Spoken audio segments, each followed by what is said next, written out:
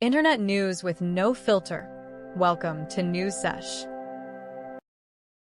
Hey everybody, welcome back.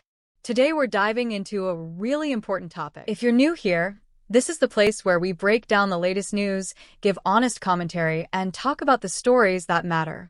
If you find value in what we do, make sure to follow and subscribe. We're working toward getting this channel monetized, and every subscriber brings us one step closer to that goal. We're always working to improve the content, refine our commentary, and bring you clearer, more engaging coverage with every video. Stay tuned, join the conversation, and let's build this channel together.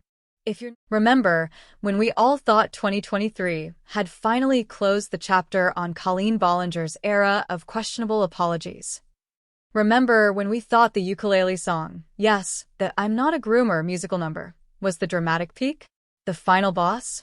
The moment humanity collectively decided, you know what? Maybe content creators shouldn't sing through scandals like they're auditioning for a middle school talent show. Well, guess what? Colleen Ballinger has returned. And she didn't come back quietly or humbly, or with a PR-approved notes app apology crafted by lawyers who charge by the syllable. No. She came back with a podcast.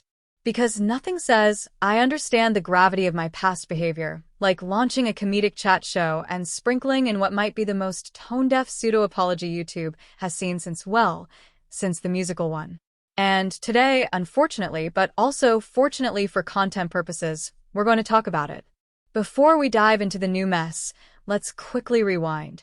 We're not going into every detail. There are entire documentaries at this point, but here's the elevator pitch recap. Colleen Ballinger, longtime creator and the face behind Miranda Sings, faced multiple public allegations in 2023 regarding inappropriate interactions with fans. Some of this came from now adult creators, including Adam McIntyre, who shared their experiences publicly. Colleen responded with the ukulele. Not a sincere apology. Not accountability. Not, hi, I'm an adult with millions of followers and I understand I messed up. Nope. She gave us a full Broadway meets denial performance in the style of, hey guys, so the internet is lying about me, I'm going to sing now instead of apologize. The internet collectively experienced the most intense secondhand embarrassment since the dawn of digital cringe. Fast forward to now, 2024, 2025, whenever you're watching, the timeline doesn't matter because her comeback strategy remains timelessly baffling. Colleen launched a podcast called Tea Time with Miranda and Raven, partnering her two characters in a format that feels like a fever dream designed by someone who thinks irony is a substitute for accountability. And during the first episode, instead of simply saying, I'm sorry, I hurt people, I've changed, I'm learning, she joked, deflected, minimized, laughed, played it off, and delivered what might genuinely be the least self-aware apology attempt in the history of influencer apologies.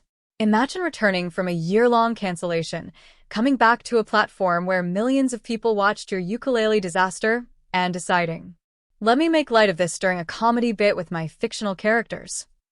Yes. Because when you're trying to rebuild trust, what really seals the deal is satire. So, what actually happened in her apology? Well, depending on who you ask, she addressed things without actually addressing them, apologized without using the word sorry, minimized serious allegations by framing them as internet rumors, positioned herself as the victim of misunderstanding, tried to control the narrative with humor. It was like watching someone attempt to assemble IKEA furniture without reading instructions, but the furniture is moral accountability and the person assembling it is allergic to responsibility. The most infuriating part? The tone. It wasn't remorseful. It wasn't reflective. It wasn't grounded. It was flippant. Sarcastic. Performative. Let's laugh this off together, besties. It was essentially, I acknowledge some people were upset, but also, weren't they being dramatic? It was PR by way of deflection. And yes, I'm going to say it. This apology is worse. But why? Because unlike the ukulele moment, which was bizarre, misguided, and deeply embarrassing, this one feels calculated. This apology attempted to do three things simultaneously. Rebrand the narrative. Make the scandals sound overblown, silly, and exaggerated. Re-establish her as a comedic figure. Because nothing screams redemption arc like comedy sketches about your own controversy. Test the waters for a full comeback. This podcast wasn't just content, it was a market test. If the reaction is mild, expect even more uploads, more vlogs, more Miranda, a comeback tour, merch. This apology isn't an apology. It's brand positioning disguised as accountability. If Colleen truly wanted to rebuild trust, she could have addressed allegations plainly, apologized without irony, shown understanding of power dynamics, acknowledged harm, discussed changes she's made, center the experiences of the people affected, avoided the jokey, self-protective tone. Instead, she chose humor, the shield she's always used, and once again dodged the heart of the criticism. It's exhausting. And predictable. And frankly, unoriginal. Now, let's generalize a bit, because this pattern goes way beyond Colleen. Influencers as a species are notoriously bad at apologies. Here's why. Influencers are brands first, people second. The minute someone becomes a public figure on the internet, their identity becomes intertwined with their profit. So apologies become strategic assets rather than expressions of remorse. Apologies threaten parasocial economies. Fans identify with creators. Creators rely on that revenue. So anything that risks trust also risks income. The internet rewards performative vulnerability. Teary thumbnails. Soft piano music. The "I messed up" title card. These tropes exist because they work. Most influencers never developed the skills adults need to apologize. They grew up online. They were rewarded for charisma, not accountability. And the internet rarely teaches humility. So when controversies happen, they default to what they know. Content. Apologies have become their own entertainment genre. There are formats. There are archetypes. There are cliches. Here's the influencer apology bingo card. I've been doing a lot of reflecting. I'm learning and growing. This situation has been really hard on me. There's a lot of misinformation. I'm sorry if you felt hurt. Mental health. People took things out of context. I just want to get back to making the content you love. None of which say, I harmed someone. I understand what I did wrong. I will do better. And Colleen's newest apology Didn't even meet that basic standard. Creators often confuse these two things. Responsibility equals facing what you did, addressing the impact, committing to change. Image repair equals spinning the narrative until it benefits you again. Colleen's new apology? 100% image repair. 0% responsibility. We know this because she framed it as a joke. She offered no direct accountability. She didn't center the people harmed. She treated the situation like a PR obstacle, not a moral one. When someone's apology is mostly about how they suffered, it's not an apology. It's a complaint disguised as humility. Here's what influencers still don't understand. We are tired, exhausted, burned out from watching creators avoid responsibility like it's the plague. The audience has changed. You can't get away with vague apologies anymore. People have seen too much. They know what manipulation looks like, and they're no longer satisfied with. I learned my lesson, besties. We crave authenticity. We crave accountability. We crave growth. And we're not getting it from creators like Colleen. It's not complicated. A real apology includes Clarity, specificity, empathy, accountability, change. It's not performative. It's not humorous. And it's definitely not done in character. Imagine apologizing in a comedy podcast. Imagine thinking this is the environment for nuance, sincerity, or growth. It's baffling. Even if she eventually delivers a real apology, Colleen faces a unique problem.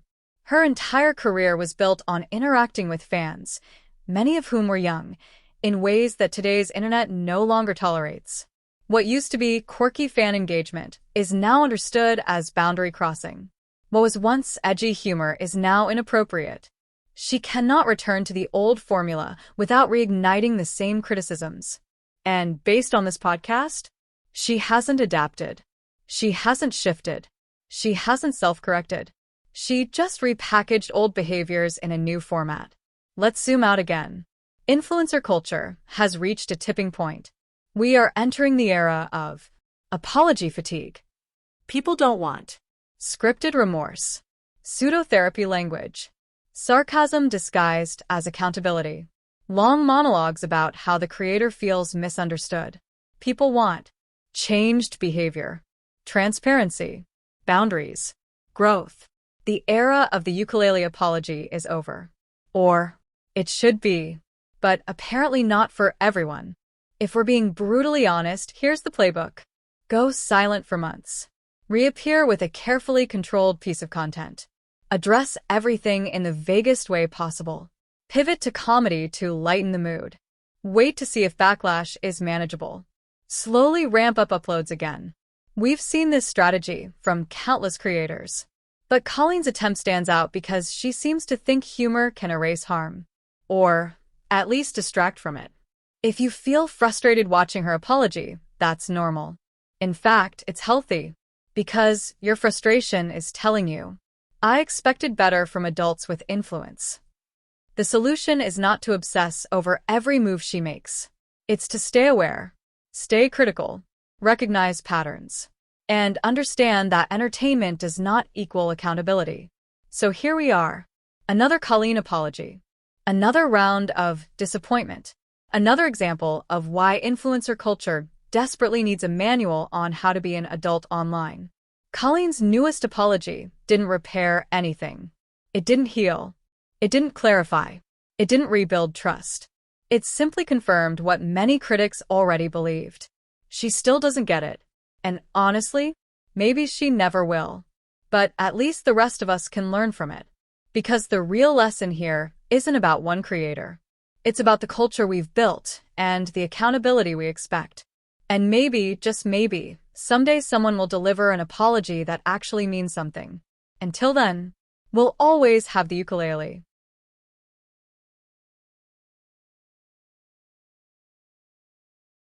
And that's a wrap, guys. Like if you did, subscribe for more fun. See ya.